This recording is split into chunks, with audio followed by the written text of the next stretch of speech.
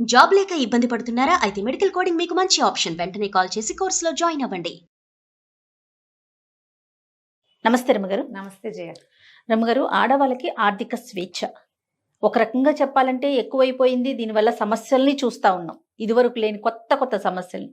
మరోపక్క చూస్తే ఎంత చదువు ఉన్న వాళ్ళైనా సరే ఆ స్వేచ్ఛ అనేది లేకపోవడంతో ఎంతసేపు తనకున్న పార్ట్నర్ దగ్గర చేజాపటమే, ఇలాంటివి చూస్తూ ఉన్నాం.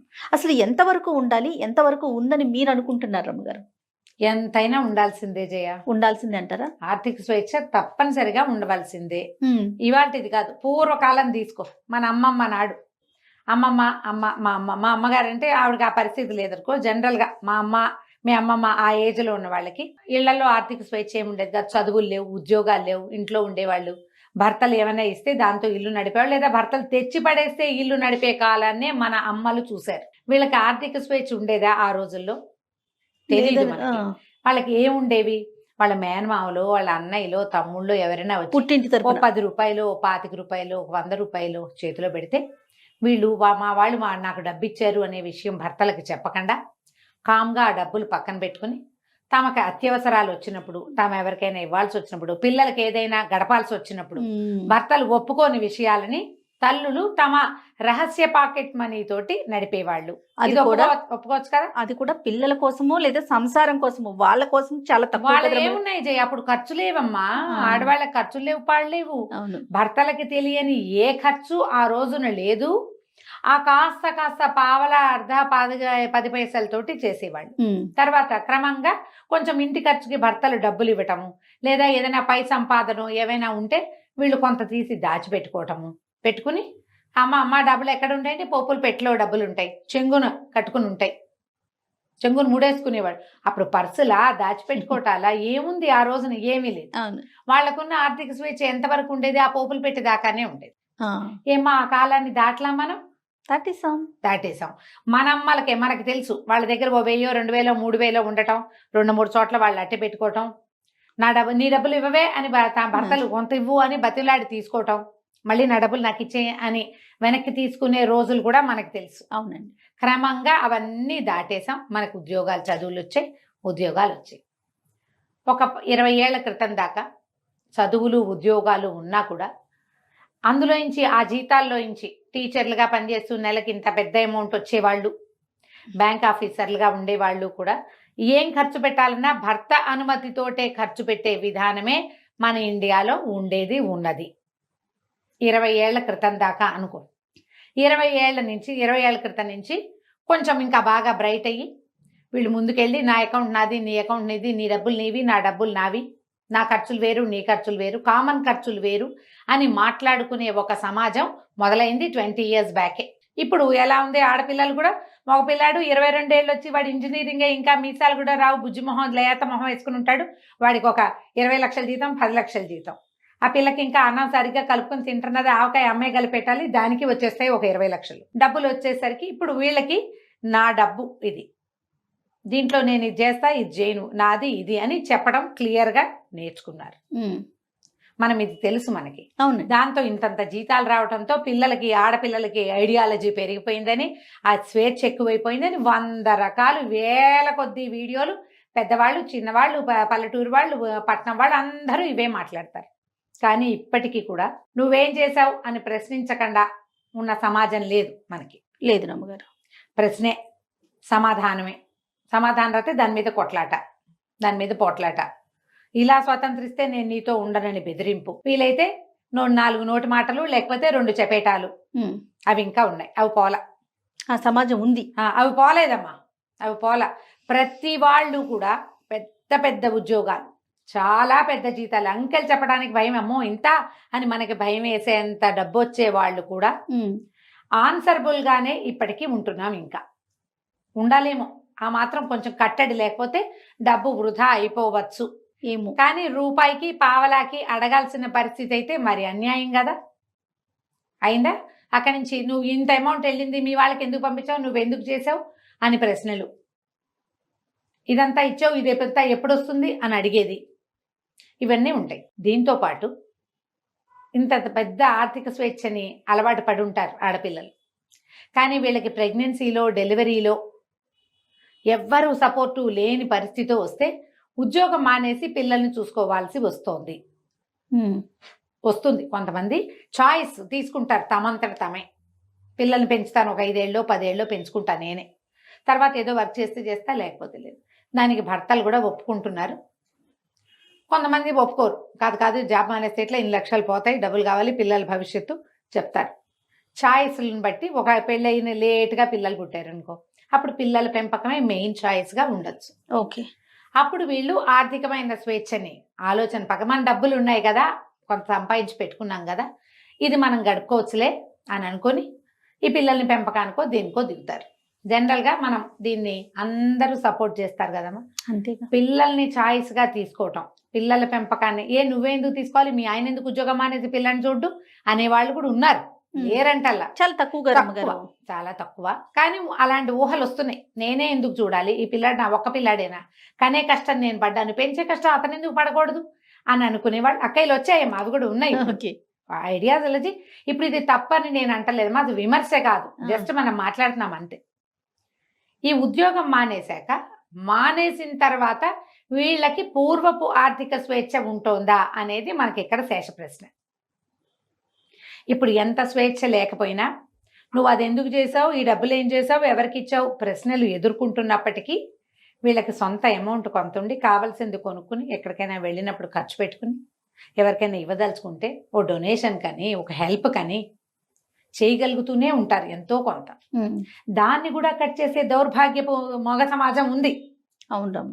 1,00,000 రూపాయలు జీతం తెచ్చే అమ్మాయికి కేవలం 10,000 నీ ఖర్చులకి, మిగిలిన 90 ఫ్యామిలీకే నువ్వు పెట్టాల్సిందేనని బలవంతం చేసేవాళ్ళు వాళ్ళు ఉన్నారు.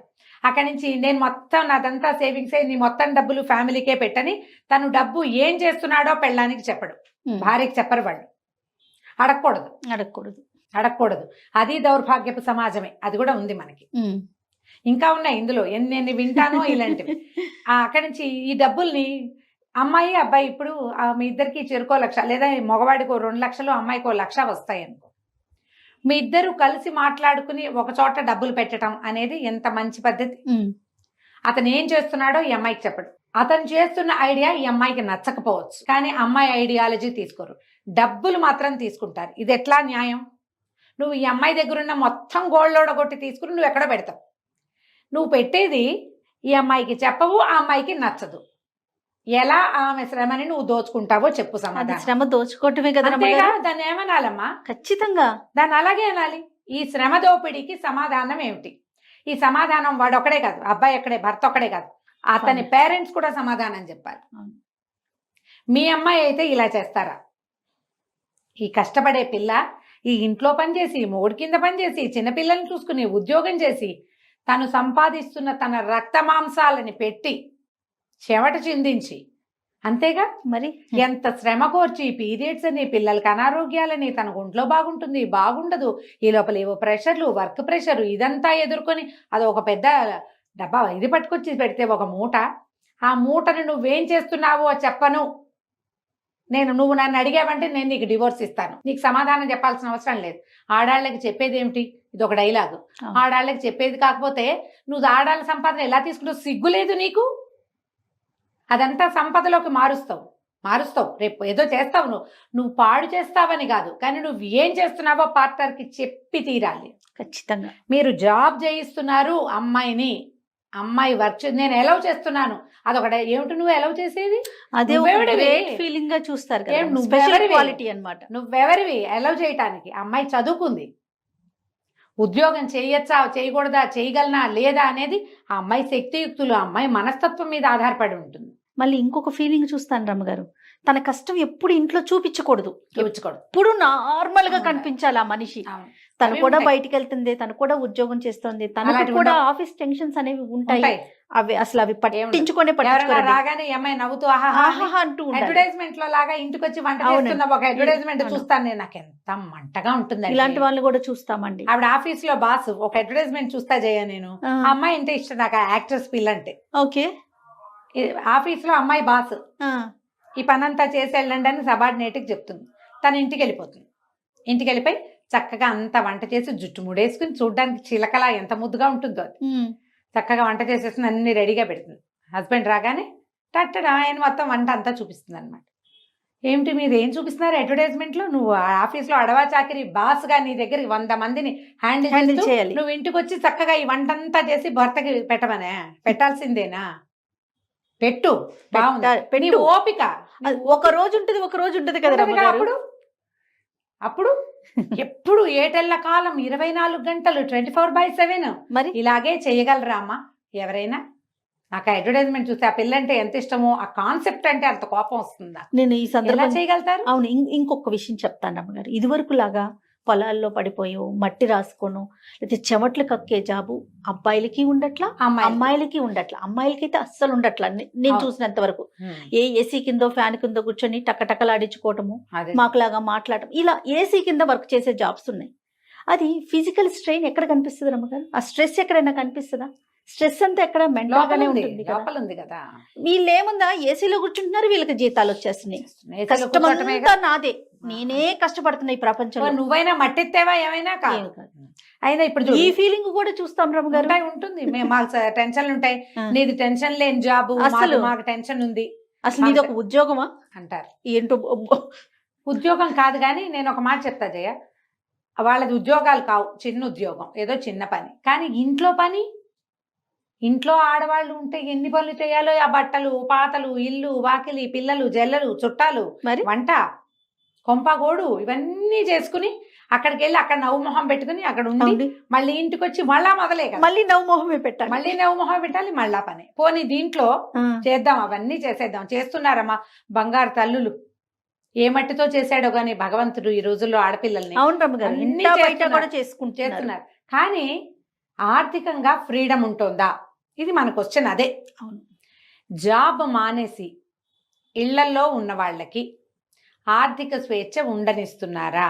ఉండనివ్వట్లేదు జయ, ఉండనివ్వటల్లా. మనము మామూలుగా పని వాళ్ళ దగ్గర కూడా చూస్తాం, సెపరేట్గా అకౌంట్లు మెయింటైన్ చేసుకుంటారు.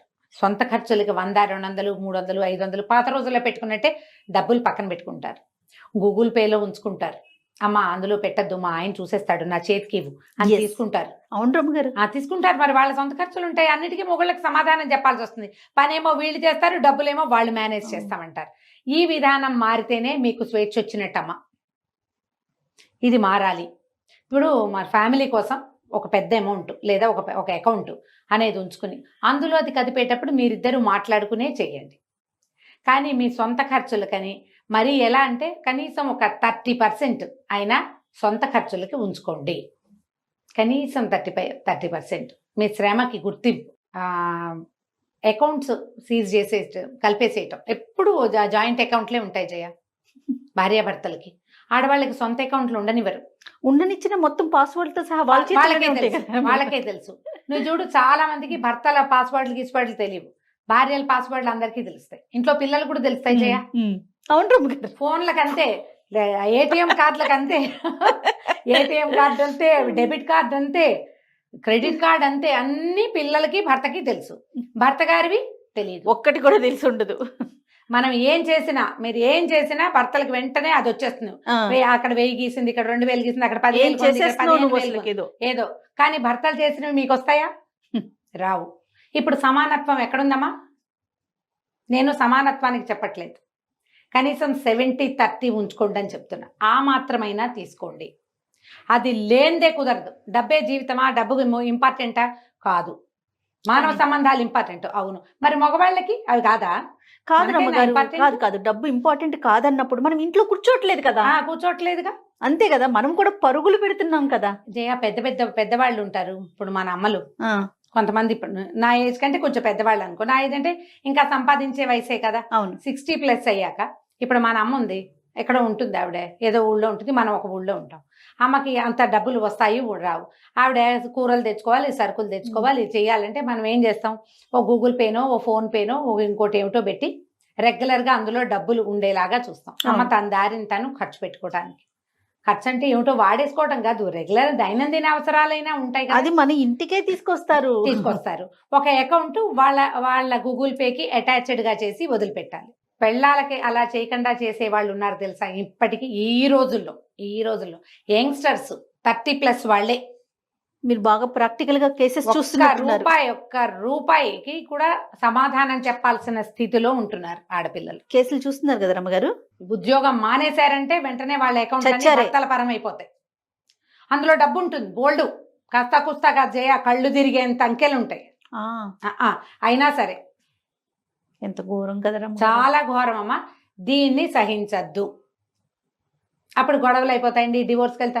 ఏమిటి డివోర్స్? నీ ఒక్కదాని బాధేనా? అవతల వాడి బాధ కాదా? ఇక దానికి ఫైనల్ డెసిషన్ అదేనా? ఏం నువ్వు సంపాదించిన డబ్బులు నువ్వు కొంత వాడుకోవడానికి కూడా డివోర్సేనా? ఎట్లా అది ఎలా సాధ్యం? ఇప్పుడు మగవాళ్ళు ఎందుకు ఈ రకమైన దౌష్ట్యానికి దిగుతారు? నాకు సమాధానం అక్కడ కావాలి. ఆడాళ్ళు కాదు, మగవాళ్లే. మీకు వద్దా భార్యలు? 36 వస్తాయా? ఇది కాకపోతే ఇంకోటి వస్తుందా మీకు? రాదు. పైగా ఇండియాలో ఏమిటి 1000 మంది అబ్బాయిలకి 845 మంది ఆడపిల్లలు ఉన్నారమ్మా. నిజంగా మీకు పెళ్లి అమ్మాయికి భర్త, కుటుంబము, ఫ్యామిలీ, సంతోషము ఆడవాళ్ళకి ఎంత అవసరమో, మీతో పాటు ఉన్న ఒక స్త్రీ ఆమె యొక్క సంతోషము, ఒక నిద్ద, వీడు నాతో ఉన్నాడు, నేను ఇతనితో ఉన్నాను, నా జీవితం బాగుంది అని ఆమెకి అనిపించటమే మీ బతుకు. అది లేనిదే వేస్ట్ మీరు. అంతే. ఆమెకు ఆర్థిక స్వేచ్ఛ లేదు, ఎవరికైనా కలవడానికి లేదు, ఎవరితో నా ఫోన్లో మాట్లాడడానికి లేదు. కాసేపు మాట్లాడితే అంతసేపు ఎందుకు ఇక నువ్వు ఏంటి ఊపిరి కూడా దీనివరా మీరు? అన్నిటికీ మీకు సమాధానం చెప్పాలా? అదేమన్నా బానిస కాదుగా. ఇప్పుడు ఆడవాళ్ళకి ఎంత భయమో, జీవితం పట్ల ఎంత భయం ఉండాలో, ఎంత ఒళ్ళు దగ్గర పెట్టుకుని ఉండాలో మీరుండద్దా? ఉండాలిగా, నువ్వు కూడా ఉండాలిగా. ఇప్పుడు దీన్ని నేను తల్లుల్నే అడుగుతున్నాను. మీ కొడుకులకి వద్దా? ఇది మీ కొడుక్కి కావాలా వద్దా భార్య? అతనికి సంసార జీవితం ఇంటికి వచ్చేసరికల్లా ఎవరో ఒకళ్ళు వేడో వెచ్చో చూసి కాఫీయో టీయో మొహాన్ పోసి కాస్త ఉన్నావా అన్నావా అని అతన్ని కనుక్కునేందుకు ఒక ఇంట్లో ఒక ఆడపిల్ల ఉండి ఆమె సంతోషంగా ఉండటం అవసరమా కాదా? ఆ అమ్మాయి యొక్క సంతోషమే మీ కుటుంబానికి వృద్ధి, అవునా కాదా? అంతేగా. ఇలా దయచేసి ఆలోచించండి అమ్మా. మీ పిల్లల్లో పెద్దవాళ్ళు ఇలాంటి దౌష్ట్యాన్ని చూస్తే దాన్ని కట్ చెయ్యండి, లేదా జన్మ జన్మల అనుభవిస్తారు మీరు ఇదే ఆడపొట్టకు పుట్టుకుంటూ. మనము ఇది అనుభవించి వచ్చిన వాళ్ళమే జయ. అంతే కదా. స్వేచ్ఛ లేనితనాన్ని ముందు తరాల వాళ్ళంతా చూశారు. ఇప్పుడు అట్లా లేదు. పిల్లలు చక్కగా చిలకల్లా చదువుకుంటున్నారు, ఉద్యోగాలు చేసుకుంటున్నారు, కళకళ్ళాడుతూ 4 రకాల పనులు చేసుకుంటున్నారు. దానికి కొంత ఫ్రీడమ్, ఎక్కడో చోట ఈ ఫ్రీడమ్ అడ్డుకట్ట గ్యారంటీగా ఉండాలి. అది లేకుండా వదిలేయమని నేను చెప్పట్లేదు. నాకు కూడా కట్టడే. ఇప్పుడు నేనైనా అదే చేస్తాను కదా. ఎక్కువ పెద్ద పెద్ద అమౌంట్లు ఉండేవి, శాలరీస్ పడే అకౌంట్ల నుంచి డబ్బులు వేరే విస్తారంగా తీసేయకూడదు. వాడేస్తుంటే రేపొద్దున సేవింగ్స్ అవ్వవు. అదే. కానీ ఇవి మాట్లాడుకోవాలి కదా.